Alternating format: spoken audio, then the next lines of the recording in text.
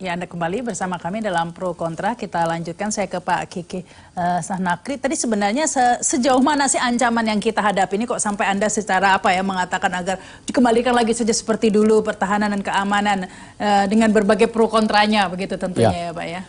Ada lagi, itu kan ancaman dari dalam kita sendiri ya. Sekarang dari luar. Kita terancam yang pertama oleh hegemoni global. Karena itu tadi, kekayaan sumber daya alam kita. Mereka ingin menghegemoni kita untuk menikmati kekayaan sumber daya alam kita. Mengeksploitasi kekayaan sumber daya alam kita.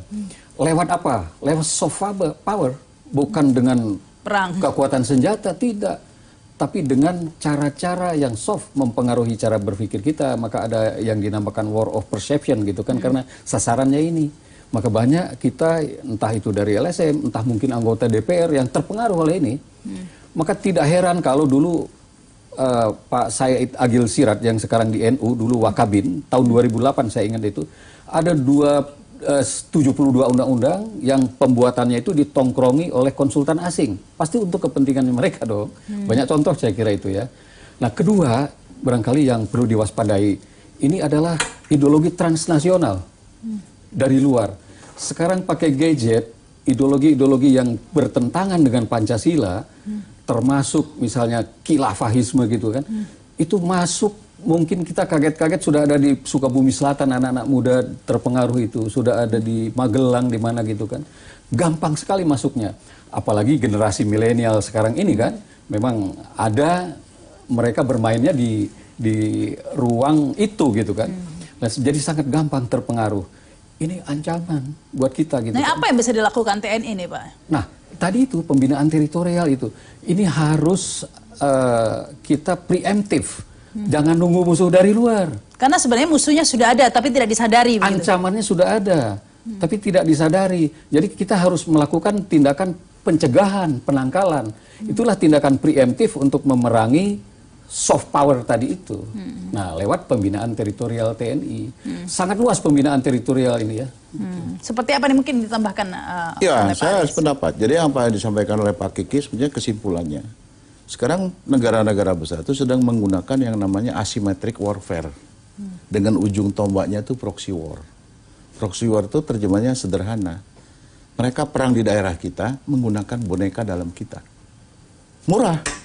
Nggak perlu pasukan yang besar, tidak perlu alutsista yang kuat-kuat, ya, nggak perlu pesawat tempur, nggak perlu kapal perang. Cukup buat perang saudara saja. Ya, cukup dia menggunakan media sosial. Sementara mereka tahu siapa sih pengguna media sosial kita. Hampir 70 juta itu adalah generasi muda. Dia calon pemimpin masa depan. Termasuk di lingkungan TNI. Nah ini mudah sekali mereka dengan memasukkan YouTube, video-video, ya, ideologi-ideologi yang radikal, ya, terus konsumerisme segala macam itu. Nah, ini berpengaruh terhadap sikap kita.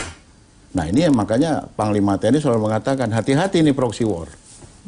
Mereka perang menggunakan boneka dalam negara kita. Contoh Sarasen, kan bukan orang luar itu. Itu contoh yang nyata bagaimana mereka menggunakan itu untuk menghancurkan apa? Moral generasi muda. Nah inilah juga peranan TNI di situ. Tidak lepas peranan TNI bagaimana membangun generasi muda melalui pembinaan teritorial. Baik. Gitu. Nah ini pembinaan teritorial tadi berkali-kali ini. Seperti apa mungkin konkretnya nih Pak pembinaan teritorial ini Pak? Jadi tujuan dari pembinaan teritorial, definisinya dulu ya. Pembinaan teritorial adalah membina potensi-potensi nasional untuk menjadi kekuatan nasional di bidang pertahanan. Itulah kita kira begitu. Nah, apa yang perlu dibina? Unsur geografinya, demografinya, kondisi sosialnya gitu kan. Nah, lalu tujuannya apa? Tujuannya untuk bisa mendapatkan ketahanan nasional, untuk bisa mendapatkan ketahanan di bidang pertahanan itu kan. Nah, contoh paling kecil untuk mendapatkan ketahanan yang paling ideal itu adalah membina kesadaran bela negara.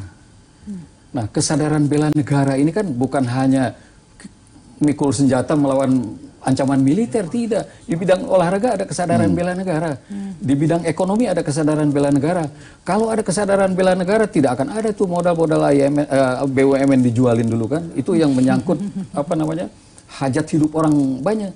Nah, jadi perlu itu. Nah, di sini masalahnya tadi seperti saya katakan tadi bahwa kementerian dan organisasi terkait di luar Kementerian Pertahanan belum menyadari.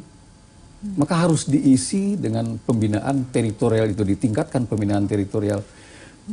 Bolehkah saya lanjutkan ya, Rama?